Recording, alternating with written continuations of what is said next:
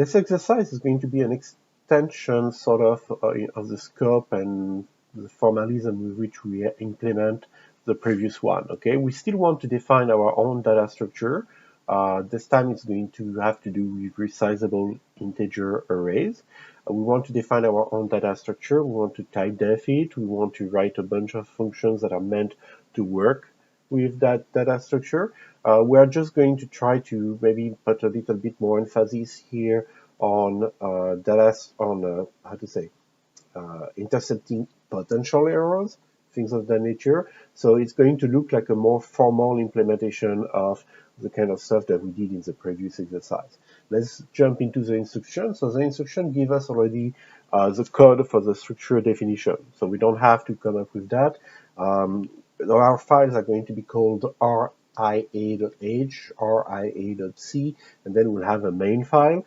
RIA just stands for resizable integer array. So the goal here is to have a data structure that represents one array of integer value of a given size, and that size is going to be allocated dynamically, and we can reallocate it, we can resize the array, we can do those kind of things. So it's kind of like trying to implement a version of arrays in C that is a little bit more flexible by contributing our own data type. Okay, so let's take a look at the data type since we're talking about this. So first I'm going to get rid of the basic stuff, pragma ones, okay, stuff of that nature.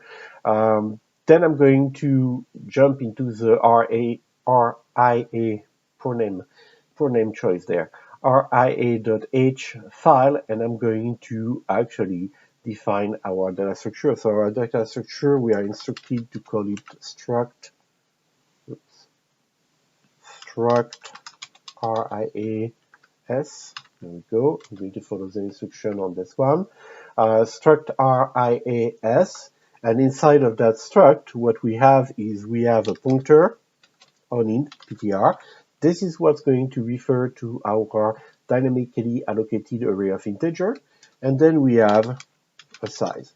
Every time we have been using dynamically allocated arrays of integer, double, float, or whatever, actually, you've noticed that we had to always pass, whenever we pass that array, we had to pass the size as another argument, okay? Like in the previous exercise, for example, we had those employee records. At some point, we had a dynamically allocated array of employee record. Whenever we passed that pointer to a function, we had to pass as well the size. Okay. Well, our little data structure here kind of try to lump those things together. When I pass an instance of struct RIA underscore S, then inside I find both the pointer to the dynamically allocated array and the size information. So that allows me to have pretty much something that is a little bit closer to what you would find when you use arrays in a language like Java or something like that, right? We are going to type this thing just to make it more comfortable to use. So struct RIA underscore S is going to be named the data type RIA, all uppercase. Okay, and this is it for now for our ria.h. Okay, we just have the data structure. I'm going to make sure real quick that I did not have a typo here. GCC ria.c and ria main.c. And to make sure that I compile what's in the .h, I'm going to include it here inside the .c. And I'm going to include the .c inside the include also the .h inside the main, and include ria.h, and write a small main function that doesn't do much. Okay, there we go. Just to make sure that we have something that we can compile and track down any typos or syntax error that we have. Okay, so now that we have this data type, we are going to write a bunch of functions. Okay, so this is what the two next exercises are about. We have about 1, 2, 3, 4, 5, 6, 7, 8, 8 functions that are described in the instruction for this exercise and the next, and we are going to kind of like lump them both into one video. Okay, so let's start by the beginning. RIA create. This is the first function that is asked of us to write. So we are going to take things in order. We are going to first write actually the header of that function, and then we are going to write its implementation, and we are going to play with it from the main, and we are going to move on like this. So let's take a look at our RIA underscore create function. So this is the name of the function. Okay.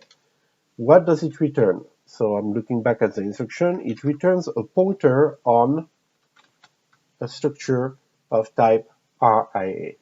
All right, so our type def there defines RIA as a struct RIA underscore S. That's what we return, a pointer on that kind of stuff. What do we take as parameter? We take a size, which is an int size, and a default value. All right, so what's the goal here? When I call RIA underscore create, I want to create dynamically an object of type struct RIA underscore S. Okay? That doesn't mean that I have actually a meaningful array, dynamically allocated array of integers inside of it. Okay, I will have, for example, an array of integers here that is null, meaning I don't have an array yet, and a size of 0. Okay, but I'm creating a dynamical instance of that structure, and I return its address. So there's going to be a malloc involved. We are going to initialize our fields to default values, but then if you look at the last line in the instruction, it asks you as the last step to also call another function, RIA underscore init, to initialize the content. And this is where the default value and the size are going to come into play. So let's jump into the code. That's easier than trying to actually display to narrate, what we are going to do. I'm going into ria.c. I'm going to paste the prototype of this function. I'm going to open, close the curly braces, and we are going to go over what I was trying to summarize ahead of time here. All right. So we are going to need a pointer. So I star p, let's call it p, okay, and initialize to null. Then I'm going to say p equal, so I want to allocate dynamically. So p equal malloc. Malloc of what? So I want to allocate one instance of that data structure, right? So I could write struct RIA underscore S here, or I could write just the name of the data type that I define with the type def, okay? That's what I want to allocate. So I want a number of bytes, because remember, malloc doesn't care really about what I try to allocate. What it expects as parameter, as argument, is the number of bytes that I want to allocate. So this is what I want to allocate, the data type I want to allocate. So I do a size of on that, and it tells me how many bytes I want malloc to find for me. And of course, I assign that to a pointer of type RIA star. So I do my conversion, just to be super clean. And there we go. I have my dynamical allocation. Now, inside this, so inside P, right, what I want to do is I want to say that P arrow, so I use a arrow notation because P is a pointer on a structure, and I want to access one of its fields, okay? So I want to say that P arrow, and then you go back to the H file to see the names, PTR and size. Let me save that too. So P arrow PTR equal null, and P arrow size equal 0. That's going to be my default state, okay? And I could stop here. But of course, I'm not using the size parameter of the function. I'm not using the default value parameter of the function. So obviously something is missing, okay? But at the very least, I can compile to track down computation errors, okay? I don't have any syntax error and stuff like that, so that's good. And I have here my default state. This is a brand new RIA object that has been created for me, that is ready to use, and that has consistent information inside of it. Okay, the pointer to the dynamically allocated array of integers is null. I didn't allocate it yet. And the size is therefore 0. Now, the instruction asks me to do one more thing. They ask me to call RIA underscore init to pass this pointer, to pass the size that was given to me as argument, to pass the default value that was given to me as argument. Okay, so whereas the role of RIA create is to create dynamically the data structure, okay, RIA init is going to go inside the data structure, so it's going to assume that the P here has been created properly, right? It refers to an element that has been properly allocated. And it's going to go inside that. It's going to set the size attribute inside. It's going to allocate dynamically the array of integers based on the size that is requested and put the address of that dynamically allocated array of integer inside the field of the data structure named PTR. Okay? So we're going to take a look at that in a second. But right now I'm calling this. Before we move to the next step, which is implementing that RIA init function, I would like to add one more thing here. If P equal no, so I could say also if not P, okay? I want to handle a possibility here. What happens if I try to allocate memory and I don't find it? Well, in the first exercise, we didn't worry about that. We called malloc, and every time we called malloc, we assumed it was working. This is actually not really safe to do so. You could be calling malloc, and you could be actually getting a null out of your call to malloc, meaning that there was no way to actually allocate the memory for you. You need to detect those things. Okay, it will be expected of you during intermediary exam and the final exam as well. So here it's very simple. When you call malloc, if malloc return null, that means no pointer, right? So that means there was no memory available for me to allocate for you. What do I do? Well, there's not much we can do to recover from this kind of error here in this case. If we cannot allocate memory, well, we could return a null from RIA create. That's actually a perfectly valid way to handle that. So we kind of pass along the information that, hey, you tried to create a data structure, but you know what? It was not possible, so here's a null. Or we could do something like, for example, use that function called p_error that I'm going to introduce right now that allows you to display not only information about what just happened in terms of errors inside of the standard C library. So malloc failed. There is an error code that has been dated somewhere. p_error is going to display that error code alongside with a message of our choice. No more memory. Okay, so it's going to display all that information on the screen, and then I would do an exit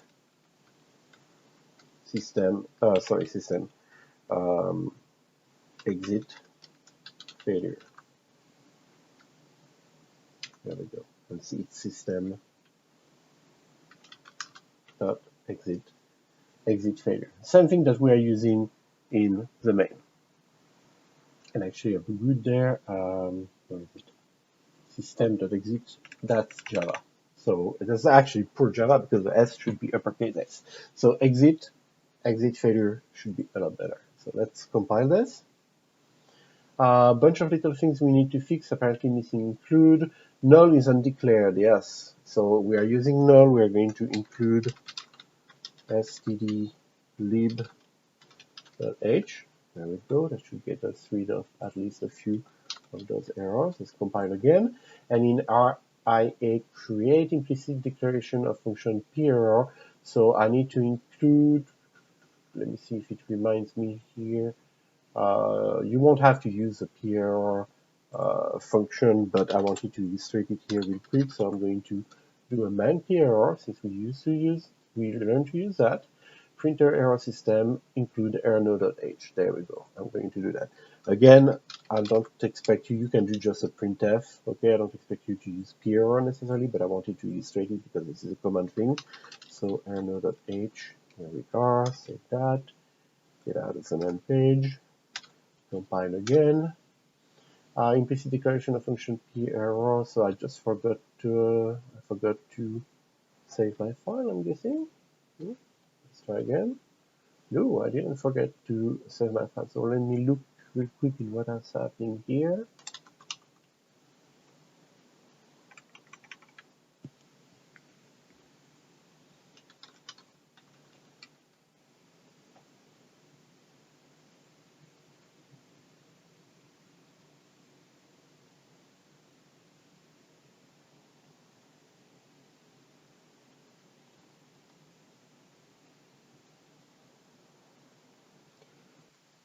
So we're back in the main page here of PAR, and the problem was that I focused on that include, but I completely forgot that one, right? So stdio.h is going to give me access to the PAR function. Include error.h is going to allow me to go further, which we're not going to do in this example, but to go further and investigate, for example, what is the error code that was raised the last time I used the function from the standard C library. Okay, so we are going to fix this here. I'm going back here and adding pad include stdio.h. Now we are going to have access to PAR without problem. Compile. Implicit declaration function RIA init, yes, because I didn't actually implement yet RIA init, so that's going to be our next step. So let's start with the prototype. What are the instructions telling me? The instructions are telling me this is a void function. It's called RIA init, and it takes as parameter a pointer on RIA called des. So for those of you who did Java or C++ even, so des is going to ring a bell. This is what's used in object-oriented programming to refer to the object on which a method is called. For those of you who didn't do object-oriented programming yet, don't worry, you're going to cover that very soon. The idea is that there's a mechanism like that in every object-oriented programming language. Like the keyword is des in Java, the keyword is self in Python, and it always carries the same kind of meaning. So here, we are going to kind of follow this convention. We don't have to, but we are going to follow this convention. When you call one of my function, like for example, RIA init, you expect it to work on an instance of the structure that we define, right? You call it, you say, I want to init this instance. When I call RIA destroy, I want to destroy this instance, etc. So we are going to always pass as first parameter a pointer, always called des by pure convention. Okay, the C language doesn't force us to give it its name, des name, but we are going to use it by convention. And this is going to represent the data structure on which des function is going to operate. So that's the first parameter. Second parameter is going to be the size that we want to set. And the third one, the default value. Okay, I'm going to cut and paste this and go back to my C files to implement actually this function. So we are calling this function right from here with the size as a default value that we're given to RIA create. So going here, opening curly brace, etc. So I want to eventually assign size to the field size inside of the data structure pointed by the parameter des. I want to create an array of that size and assign its address to the field named PTR. And I want to make sure that every element in that array has as value the default value that was given to me. That's everything I want to do in my RIA init function. But before I do any of that, I need to make sure that what you gave me with this pointer is not null. If this is null, there's a problem, right? I cannot do anything. I cannot initialize because you didn't give me the address of a valid structure that already exists and that I could initialize. You gave me a pointer and that pointer is null, which means I don't have any structure for you to initialize. So I'm just going to skip all the work and do nothing and return immediately. This is the best way to handle, not the best way necessarily, but this is one of the possible ways to handle this kind of mistake when you call the RIA init function. If that if statement doesn't trigger, then we are like most likely in safe territory. Okay, so that means that what I mean by safe territory, that means that we can access with des, with the pointer des, we can access actually a structure that has been properly allocated before, like for example the one that we allocated here, right, and that we pass to RIA init. So we can access this structure and we can access the fields inside of it. So for example, I can say the size is whatever you specified as parameter. What about the PTR, the field PTR? Well, this is the one that's supposed to contain the address of the dynamically allocated array of integer. Well, let's go for it. Let's allocate it dynamically. So what do we want? We want the size of an int. That's going to be the size of one element times whatever size was specified as argument. And just to be super clean, I'm going to convert that to an int star and assign it to this arrow PTR since that field is an int pointer.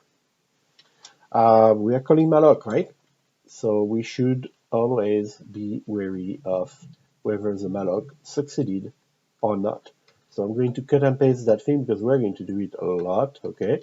We're going to reuse that little snippet of code a lot.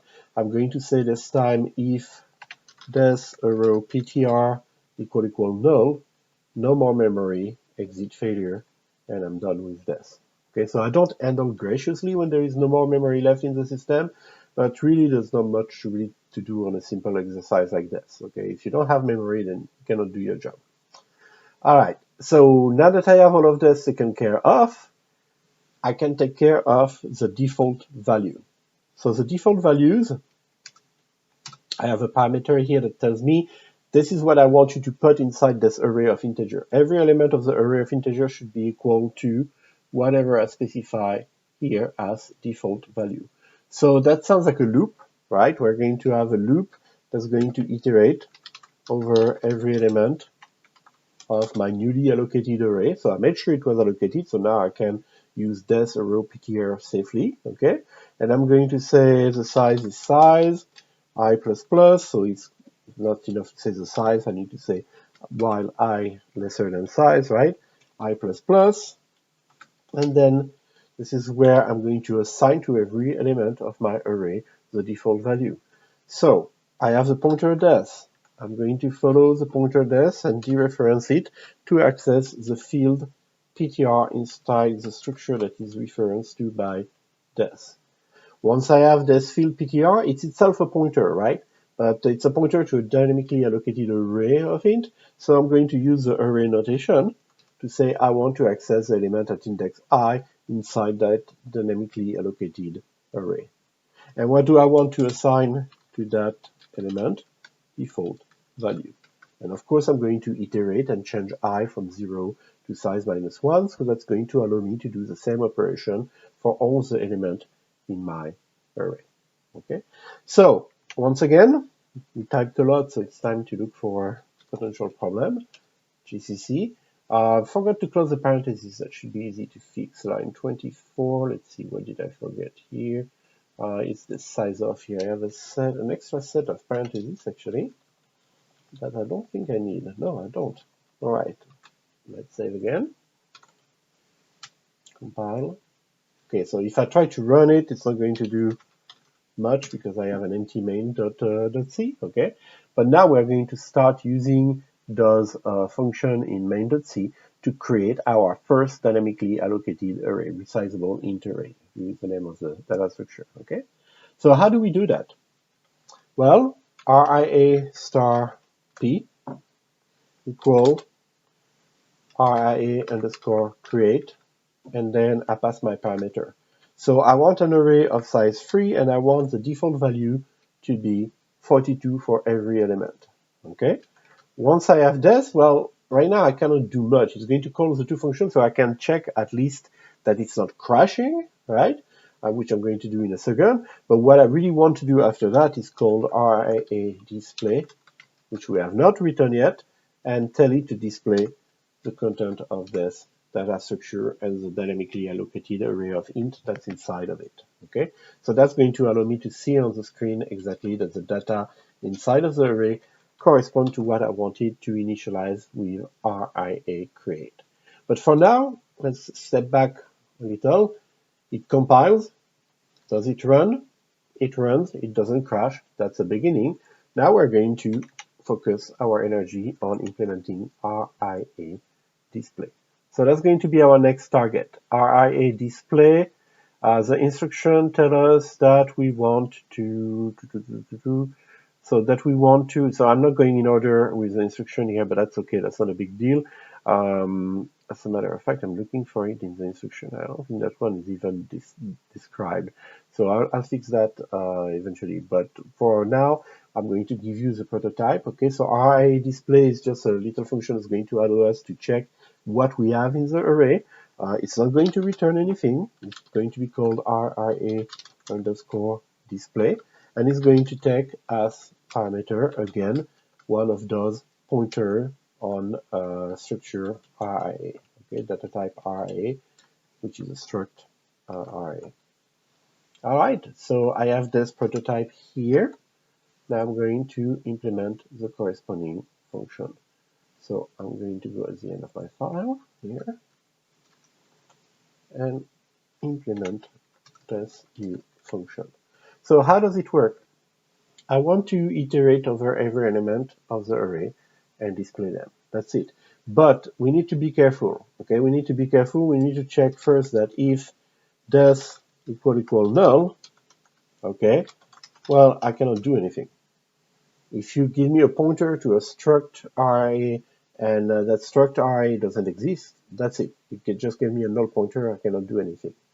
Now, if you didn't give me a null pointer, I'm going to look inside that structure, and I'm going to check if this row ptr equal null. So you gave me a valid pointer to an allocated structure, but the structure tells me, hey, I represent actually no resizable int array yet, because my pointer is equal to null.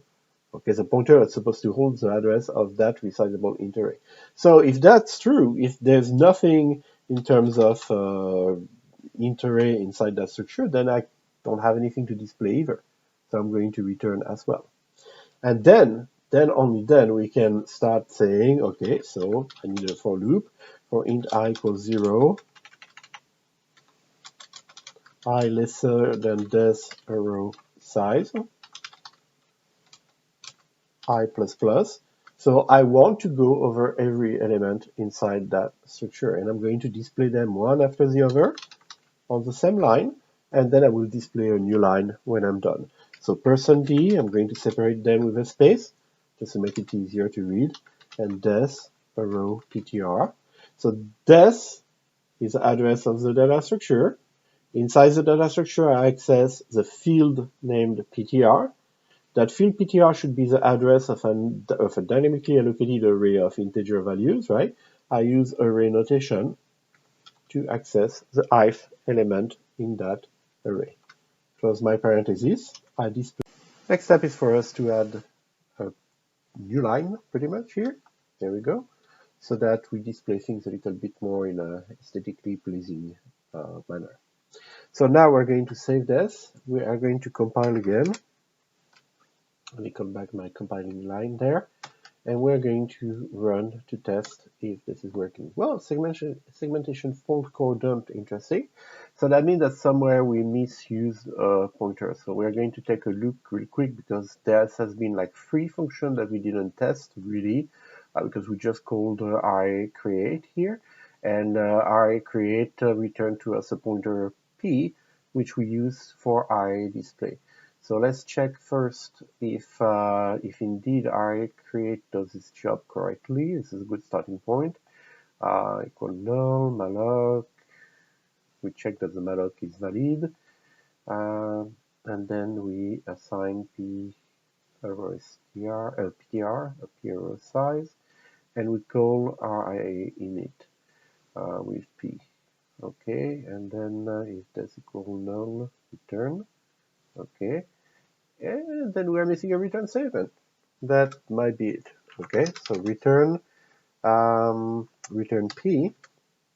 So what happened is that we were allocating everything here, and we had a handle on it with p. Then we passed p to RA init. RA init detected that p was null. Actually, p was not null at that point. Sorry. So RA init did its job. Then we return from our array init, and we didn't have that return p statement. So that means that we didn't return anything. And instead of the compiler telling us, hey, you're not returning anything, compiler was happy to accept this. And therefore, we had probably a null or like an invalid memory address returned here to the main, which was then happily passing it to our array display. So let's see if that fixes completely the problem. Nope, doesn't fix completely the problem. Actually, we don't know if it fixed completely the problem because I was so busy explaining what happened that I didn't save the file. So once again, compile with the file saved this time, run it. Yes, it's working this time. Okay, so interesting little errors. What's interesting is mainly to see how silent the error was. This is something that if we did something similar or comparable in a language like Java, for example, the compiler would immediately tell us that there's something wrong with our function not returning a value that it promised to return. Okay, here it's a lot more silent than this. Okay, so, but we eventually caught it by testing at runtime. What else do we have? So we have implemented so far RIA create, RIA init, RIA display. So we're going to mark those off our to-do list. The next thing that we have here to implement, I'm checking the instruction, I'm going to resume following the order, RIA destroy. So RIA destroy is supposed to be the one that's going to deallocate everything. Okay, it's going to deallocate the structure itself, because we're going to get a pointer on the structure, actually a pointer on pointer. You're going to see how that works. And it's going to deallocate also the dynamically allocated integer array. So let's go for it. We're going to start as usual by writing the prototype. So RIA destroy is a void function. So this time I'm not going to forget to return actually a pointer because there's no pointer to return. Destroy is the name. And it takes RIA ** p. So it's a pointer on pointer. We've encountered that already, okay? The idea of using pointers on pointers is that it allows you to modify, well, inside the function, not only what is pointed at, but the pointer itself, okay? So if I have a pointer named ptr in my main, if I pass ptr to a function, well, all that function can do, and it's already a lot, is manipulate, what is being pointed by ptr. But if I pass the address of ptr, not only it can do that by double dereferencing, but it can also decide, for example, to set my pointer to null. So inside the main, the pointer ptr, I pass the address of that pointer to a function. That function can decide to set that pointer ptr to null. And that's useful here because we are trying to deallocate. So this is why we pass a pointer on pointer. Let's see exactly how this is going to look like in the code. So I'm going to paste here my prototype, and I'm going to jump in the implementation. So we have a bunch of free to-do. The first thing to understand is that we have a pointer on a pointer on something, okay? So if I want to access that something, I need to double dereference p. The first dereferencing level is going to give me access to the pointer. The second dereferencing level is going to give me access to whatever is pointed at, and then I can use the dot notation to say, for example, hey, I want to access the field ptr inside that structure, okay? What do I want to do? With that field ptr? Why am I trying to access the field ptr? Well, simply because I want to deallocate it. The field ptr, remember, is a pointer to the dynamically allocated array of integer that's inside the structure. Since I allocated it dynamically at some point, I want to deallocate it, okay? And then I want to, so let's do this first, and then I want to deallocate the structure itself. So free * p. And then set that pointer, for example, the pointer PTR or TMP or whatever I called it that I use in my imaginary example from the main, I want to set it to null, okay? And I could do the same here with this and say that after I'm done freeing the memory, ** p dot ptr is going to be set to null. It's just clean to do so. Every time you free a pointer, make sure that you set a null value inside that pointer so that if you reuse it by accident, it's going to crash immediately. It's going to be easier to find the bug, okay? Let's be paranoid a little bit. This is technically what we have to do in that RIA destroy function. But I would like to make sure, for example, that before I free p, that there is actually a p to free, that I was given a proper pointer. So I'm going to have a bunch of little checks here. I'm going to say if p == null, then don't do anything, okay? It's not ideal because it fails silently, but still it's better than not checking and crashing at runtime, okay? Return if *p is equal to null. So if you give me an address of a pointer that doesn't exist, I cannot do anything. If you give me the address of a pointer, but that pointer contains null, I still cannot do anything. I need the address of a structure inside that pointer, right?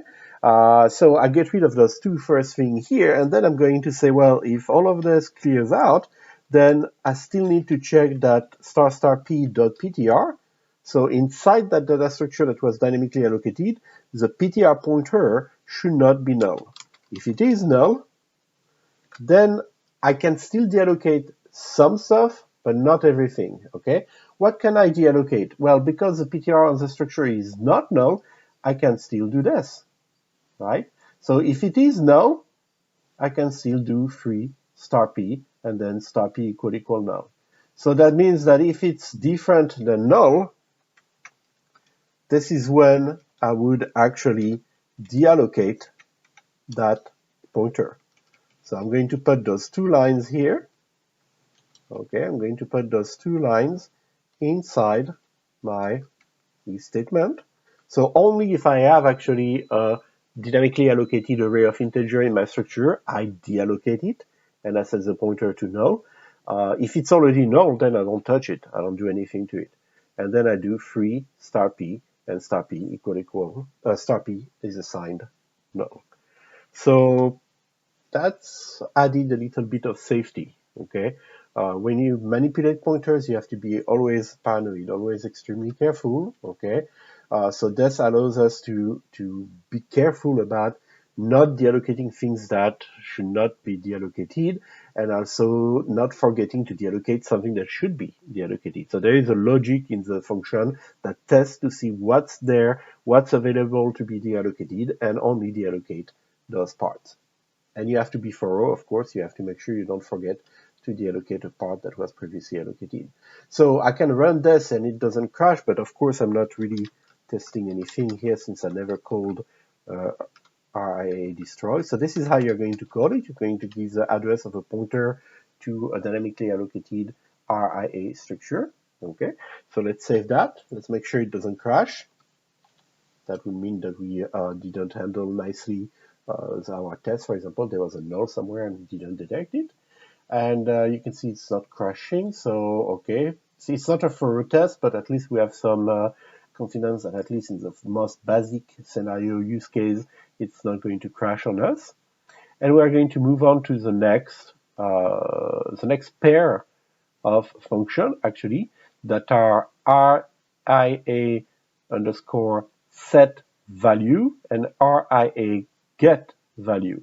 So these are our function to actually use the thing. I mean, until now we have been really worried about allocating, deallocating. The only thing that was pretty much end user type stuff was displaying the content of the array, but everything else was maintenance, allocate, deallocate the structure, etc. Now we're talking about functions that are meant to be used to access the elements inside the dynamically allocated array.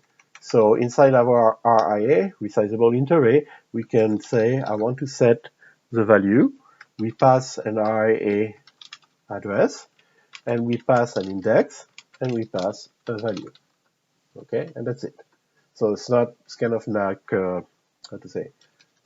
natural in a way. Okay, the meaning of this function.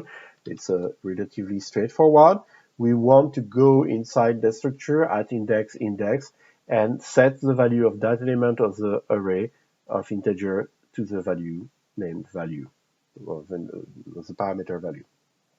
All right, save this.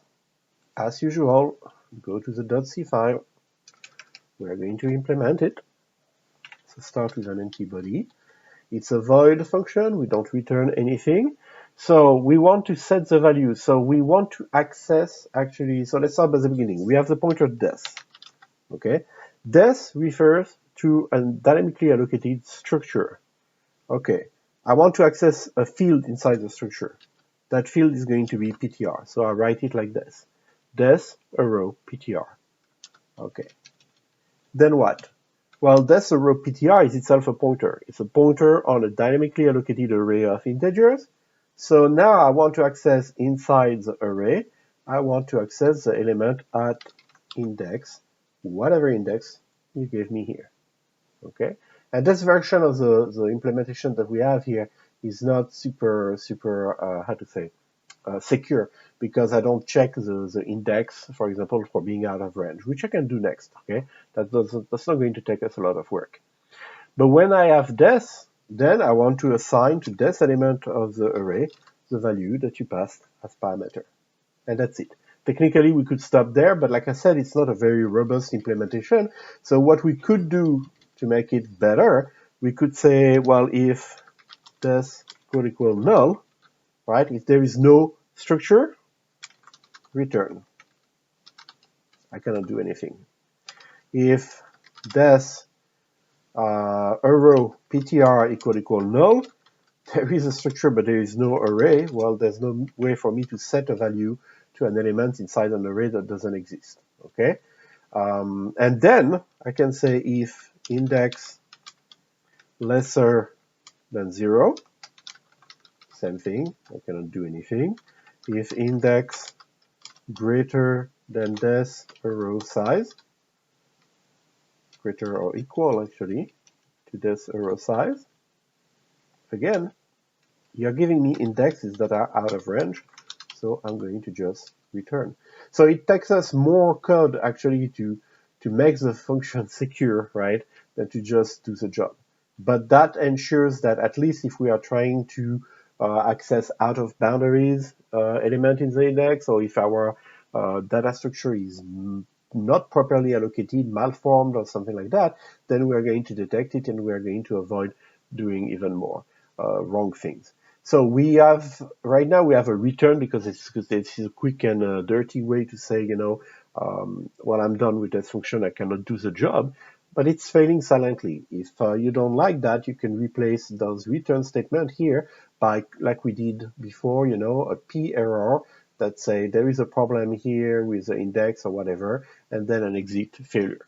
So just to illustrate, we're going to do that here. So our program will crash, that's the disadvantage, but the advantage is that it will crash, but it will tell us exactly what went wrong, okay? So for example here, what is going wrong exactly? Null pointer to structure, okay? Same thing here, what is going wrong in this one? In this one, we have, if I can select the stuff, there we go, null pointer to int array inside structure.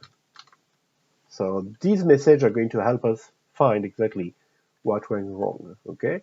And then we continue like this, if index equals 0, if index lesser than 0, negative index, okay, there we go, up, up, up, negative index. And finally, if it's too big, I'm going to say out of bound index. Out of boundary index. All right. And that would be an even better version of this function. Okay, better in the sense, like I say, it's a trade-off. So maybe I should not use the word better, but it's a trade-off. Instead of just crashing, not crashing, but instead of avoiding the crash, but returning so silently, you know, not doing anything when we ask it to set a value. Here it's going to be very explicitly crashing the program and telling us exactly when things went wrong and what went wrong. To allow us to pretty much fix it. So if we test sufficiently the code, we're going to bump into those problems if they are to occur, and we're going to be able to track down the source of the problem and rectify it before shipping our code to production. Okay? So that's a lot of work actually in a very simple function, but that's the cost of making it a little safer than just using line 84, you know, as the body of the function, which technically does the job, but doesn't check anything. So now we have the other one. So first, yeah, let's try set value first. Let's test it. So I'm not going to destroy yet my thing here. I'm going to do a RA set value inside of P. So I have 3 elements. I want to set element index 2 to the value 9,999. Okay, so now I should have 42, 42, and 9,999 in my array. So I'm going to display it. And that's going to be my way to visually inspect, you know, that the code is doing what I expect it to do. So it doesn't replace real testing, but for us it gives us an idea of whether what we're implementing is working or not. Let's GCC all of this, get rid of compilation errors, and then let's try it. And okay, we have 42, 42, 42, which is the first content of the array after it has been initialized. Then we set the value at index 2, so this is value at index 0, value at index 1, value at index 2. We set the value at index 2 to 9,999, and when we display it again, we get 42, 42, 9,999. So everything is pretty shipshape here. So set value was the first function we are going to implement. The next one is get value. And set value changes the value inside of the array. Get value is going to return a value located at a specific index inside the array. So here is RIA get value, text again, an RIA pointer, an int index, but this time that's it. Okay, we don't need a value because we are going to not write a value inside the array. We're going to read and return the value that is already inside the array.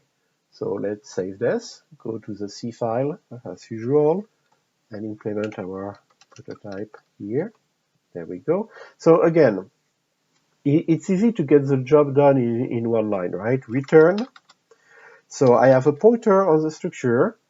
I want to check inside this structure the field PTR, and I want to use this field PTR as a pointer on array that it is, and I want to use the array notation to index here based on the index that you gave me as parameter, and when I find this element, I just return it. Again, one-liner. Technically, this is a job that we set ourselves to do, so this is okay. I can save it. I can even, just to show you that we can actually use those simplified version of the function, right? I can call RIA get value and say I want to get value at index 1, and then I'm going to print the result. So printf value at index 1 is %d, and I call RIA get value 1. And similarly, I can say I'm going to do the same thing for index 2. Here we are. I'm going to save this, compile it, and I forgot something. Running passing argument 1 makes pointer from integer. Yes, because I just said I want to add a value, but I never gave actually my pointer. Bad me. So there we go. Value, let's shorten this a little bit. Index 1 is blah, value index 2 is blah. Okay, save this, go back here, compile again. Let's see if we have something else to fix. Implicit declaration of printf. Yeah, I don't have an include stdio stdio.h in the main. I have not been doing really printf until now in the main, so I need to add this. What else? That's it. Run a.out. So value at index 1 is 42. This is index 0. This is index 1. So correct. Value at index 2 is 9,999. Yeah, that's correct as well. So the function is working, but it's not safe. It's not safe if I call it with a poorly initialized, data structure, or a data structure that contains a null in the field PTR, for example, then it's going to have a problem. So we can anticipate those problems. Again, we're going to do the same thing that we did before here. I'm going to say if this equal null, then I want to again handle this by this problem by crashing pretty much the application and displaying some useful information. So for example here, you know what, I'm going to use exactly the same message, null pointer to structure. Okay, there we go. Null pointer to structure, and again exit failure. And that's not the only thing that I'm going to test, of course. If I don't have, if there's a row PTR, if I don't have an array to look into, then I cannot do anything for you. So I'm going to say null pointer to enter inside structure. I'm going to use exactly the same error message that I previously used here. There we are. P error, null pointer to enter inside structure, exit. What else? Then there's the matter of the index value. So again, I'm going to do cut and paste because it's really similar. The index can be negative or it can be out of the range.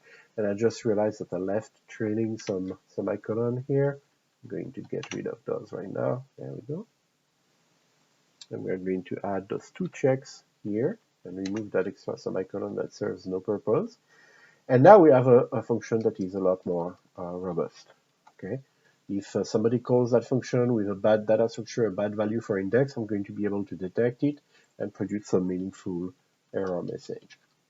In terms of execution, well, it still looks the same when I run it because I'm using it properly right now in my main. But again, it's not the case where everything works that I'm trying to worry about here. It's really the case where something is not as I expected.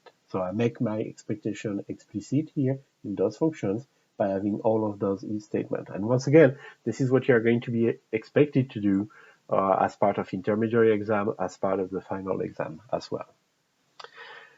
So we have set value, get value, and now we are jumping into the next exercise, which we are going to handle in the same video, okay? But the next exercise is having us implement a resize function and then a clone function. And the to-do list on the resize function is pretty long compared to what we have been doing so far, but you're going to see it's not that complicated, okay?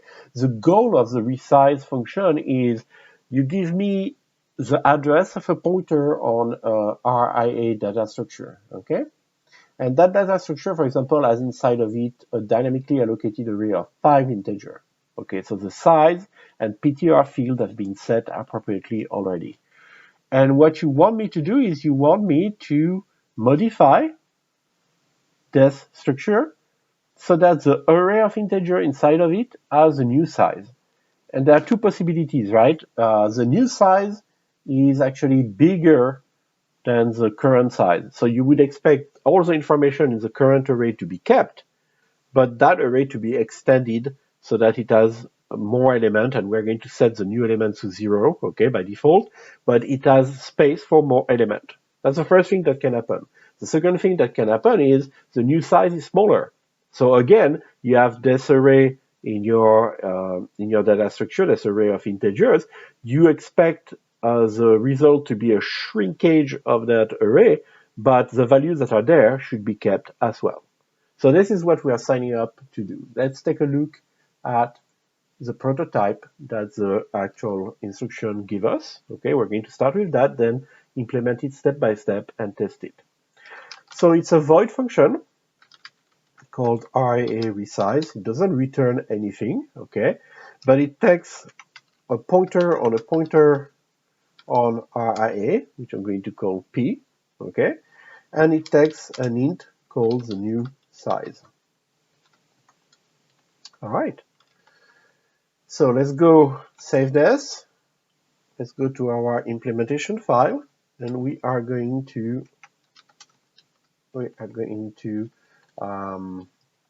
start by doing all of our regular checks. Okay, our sanity checks, I would call them. Okay, if this equal null, if p equal null, if star p equal null, if star p dot ptr equal null.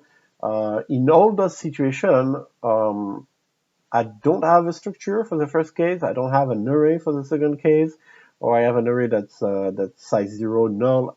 I don't do anything in those cases, okay? So I'm going to skip all of this. I'm going to say if, so I said p equal null,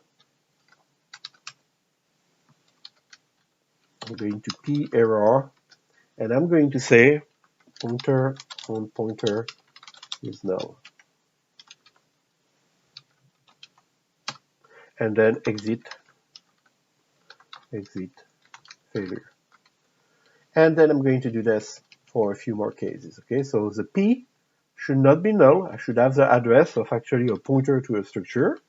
If I do have the address to a pointer on a structure, then I should make sure that that pointer is not null either, so there is indeed a structure being referred to. Okay, so star p pointer on structure is null.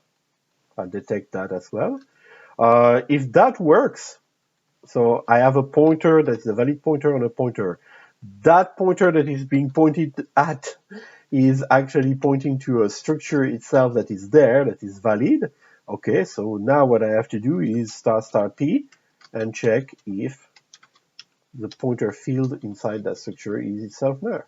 So in that case, I would say null int array in structure. So all of that, again, the more checks you can do, the better off you are, okay? It's very important that you get rid of all those safety checks, sanity checks here, to make sure that you are going to be able to start working on a structure that is correctly allocated, where everything that you expect is there. And you need to be explicit about what you expect and check every little bit of it, okay? So that's for our checking. What else can go wrong? The new size that you give me. If that new size is negative, no deal. Okay? If that new size is exactly the same size as the current size inside the structure, well, I don't have anything to do. So I'm going to be able to cut corner here and just return. So let's start with the negative case, right? If new size is lesser than 0, then this is an error situation. So I need to, once again, p error, resizing to a negative size. And it's pretty explicit, right? Exit, failure, here we are. And then this is an interesting one. If, so the new size that you pass as parameter is equal to the current size, right? So the current size is star p dot size. If those two are equal, I could raise an error because technically it's kind of a weird situation, but I'm just going to call return. Okay, I'm going to call return, meaning if I have a structure that corresponds to a dynamically allocated array of 5 integers, and you tell me I want to resize it to size 5, I'm going to look at this and be sure, why not? Return, and it's already done. Okay, it asked me to change the size to the same size I already had. There's really nothing for me to do there additionally to that. Okay, so there we go. And I have a bunch of code already in my Resize function just to take care of everything that could possibly happen that is like an odd scenario. Now, after all those checks have been performed, I am in a situation where P is a pointer on another pointer, which refers to a dynamically allocated struct RIA, and that struct RIA contains itself a pointer to a dynamically allocated array of integer. So that's the base case, okay? That's where everything is as it should be, everything is as I expect it to be. So now I can start working, but I know for sure that I am in a clean environment, okay? So what am I going to do here? I'm going to start by allocating a new array because I know the new size is different from the existing size, so I'm going to need a new array. So let's go for it. In star new ptr or new p, whatever, new ptr equals, and I'm going to do my malloc size of is going to be used as well. Each element is an int. How many do I need? Times new size. And then to be just super clean, convert this to int star. Okay, I'm going to make this a little wider so that we don't have those annoying line wrapping. Okay, so I created my new array. Now what? Well, I called malloc, didn't I? So that means that I need to check if new ptr equal null, okay, then there was a problem. So if there was a problem, I need to report it. P error, not enough memory. There we go. And then exit failure.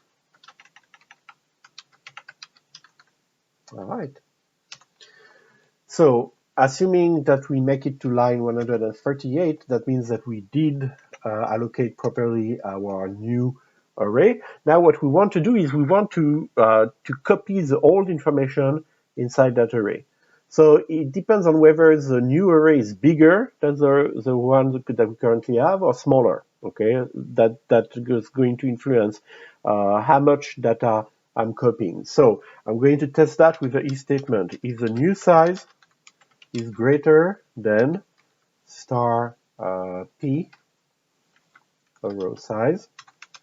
So I'm varying the notation. I switch back between the dot and the arrow notation. If you understand the dot and arrow notation to access fields inside a structure with pointers, then you should have no problem following me. But the reason I'm changing is to trigger question, right? So that if you're not 100% solid on that, you're going to watch this video, you're going to see me go back and forth between the notation, it's going to confuse you. If that's the case, you know that you have some question to ask, come to office hours, okay? Or post on the forum, Piazza, whatever we use this semester. So I'm going to check if the new size is bigger first, and then I'm going to handle the case where it's smaller. And the case where it's equal is not going to happen because I already intercepted that right here. All right? Okay. So if new size is greater, though I need a for loop. I need a for loop that's going to allow me to copy every element that is from the current array into the new array. And then I'm going to have some leftovers. So those leftovers, I would like them to have a default value. So one possible way for me to do that is to use a for loop here before that test, okay? For int I equals 0, I lesser than new size, I plus plus. And what I'm going to do is I'm going to take this new array, new PTR index I, and set all the elements to 0. So before to do any copy whatsoever, the new array contains a bunch of 0. So I already have default elements set to 0, right? And now I'm going to override those zeros. In this case, because the new size is bigger than the current size, I'm going to have a few elements to carry over from the old array to the new array. And everything else is going to be already set to 0, trailing at the end of that array. So it's going to be fine. So let's go for int I equals 0, I lesser than, so this time I want to look at the current size, okay? So that's going to be star, what's the name of my pointer? I forget. I think it's P, right? Yeah, star P, arrow size,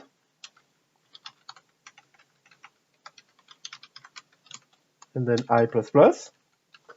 And the operation I want to do is, so I'm copying into the new array, okay, from the original one.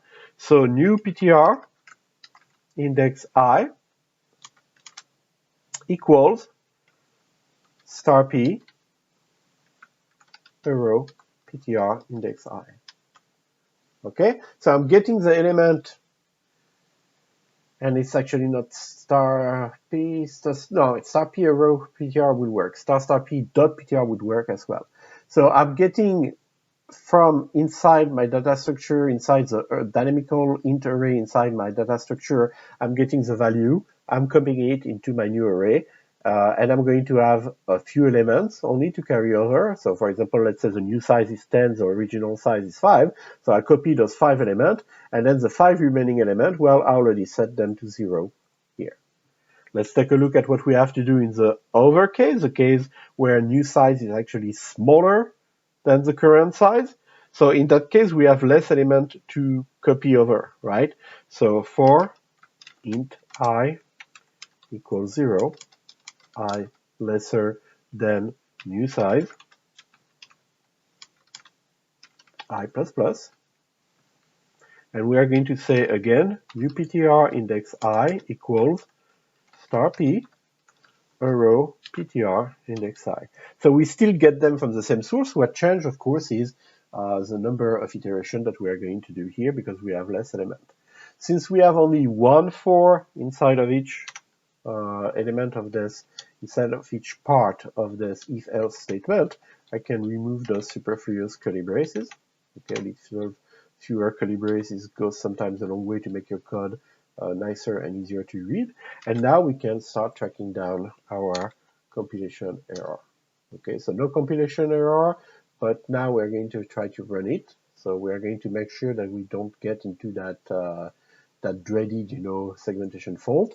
So I have an array of 3 elements right now. So I'm going to call RIA, resize, and I'm going to say I want to resize this array. So here's the address of my pointer to the array data structure. And I want to make it 5 elements. Okay, so adding 2 extra elements. So when I do RIA display of P, I should see the 3 elements that are already there, plus 2 zeros. Well, let's double check this. Okay, let's make sure it compiles again, and let's run it. So we have here all our elements like they were, but we didn't change. Actually, it looks like we didn't change the number of elements. So I have an idea of why that might be so. I think that I simply forgot here to update the size. Okay, so that means that I reallocated, I did the hard part, I reallocated the array, I made sure that I copied the old elements, or at least I hope I did it correctly, right? But then the one thing I didn't do is I never actually re-updated the size of my new array, okay? So I'm going to do that now. Once I'm done with all of this, I'm going to say, actually there are 2 things that I forgot to do. Oh, there's a lot of stuff missing there. Okay, let's go one at a time. What I'm going to say next is star p arrow size equal new size. Okay, so I'm setting up the new size of the array, but what I haven't done, this is why I said there are like a few things missing. Okay, the other thing that I haven't done is replacing the old array by the new array. So I want star p arrow ptr to be equal to new ptr. But if I do this like this, I lost the address of the current integer array. Why is that bad? Well, it's bad because if I lose the address, I'm not going to be able to free it. Okay, I'm replacing a dynamically allocated integer array of this size by, for example, a larger one. So as I replace it by the larger one, I need to deallocate the smaller one, right? So I should be doing that actually before I reassign this pointer. So I should be doing something like free, and then inside of the parentheses here, I'm going to say I want to free star p arrow ptr. Okay, so first thing, I update the size, then I free the current dynamical array of int that is in the data structure because it's the old one, I don't need it anymore, and I replace it by the new one. Okay, and that should give us at least something.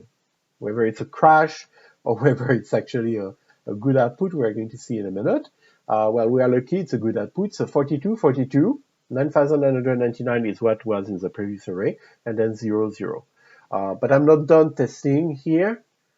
Even if we don't do like formal, like unit tests and stuff like that, I still want to test at least the obvious situations, right?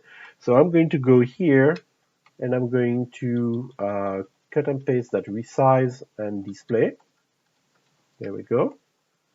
And I'm going to this time do a resize, but I'm going to shrink it down to a size of 2 and display it. So I'm going to lose not only those 2 new elements that I added, but I'm going to also lose one of my original elements, the 9,999. Or at least this is the theory. Let's see in practice how this is working out. Okay, dot out. So here's the effect of the first resize. We extended our array by 2 elements. Default value is 0. And then here's the effect of the second resize, where we shrank our newly resized array that was at 5 elements. We shrank it back to only 2 elements. And we display the array like so.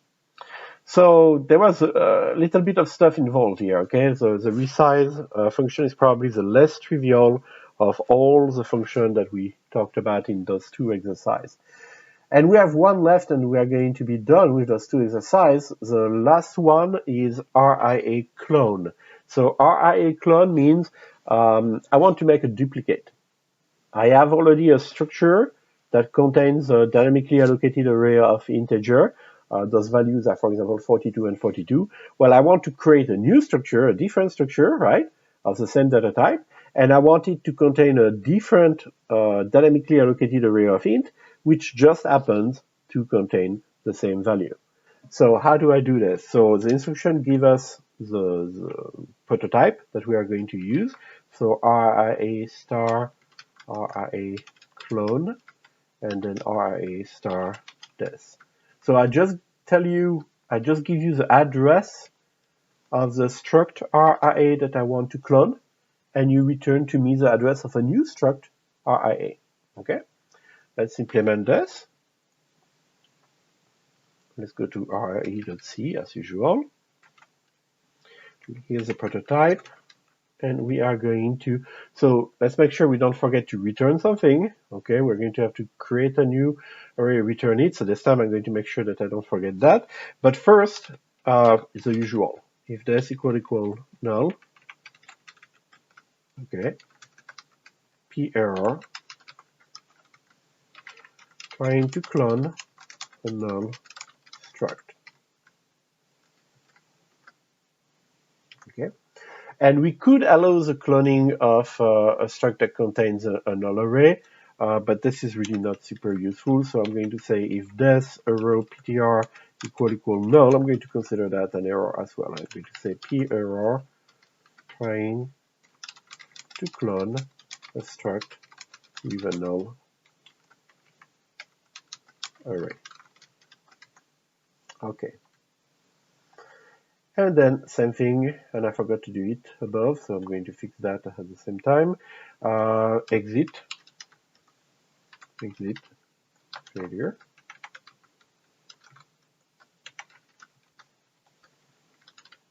And then close that curly brace and add an exit failure as well right here. Okay, once again, making sure everything is proper in the parameter that were given to me. Okay, and once I've ensured of that, then I can work safely. So what's my work here? I need to allocate, first I need to allocate a new structure. Okay, so RA struct, new struct equal, and I'm going to use, I'm not going to do a malloc, I'm going to use RIA create, okay, because I already have this function available, and I'm going to say I want you to create a new structure, and the size of the structure is going to be exactly the same than the structure which parameter you're giving me, and the default value is going to be 0. There we go. So I create a duplicate of the structure, but it has the same size and it has zeros inside of it. So that's almost everything I need, because the RA created also a dynamical array of int, right? So I have pretty much like already the dynamical array of int that has been also duplicated, but it contains zeros instead of containing the right element. I can fix that. I can fix that with a simple for loop. For int I equals 0, I lesser than this arrow size, I plus plus. I'm just going to copy. I'm going to copy. So my new structure is new struct.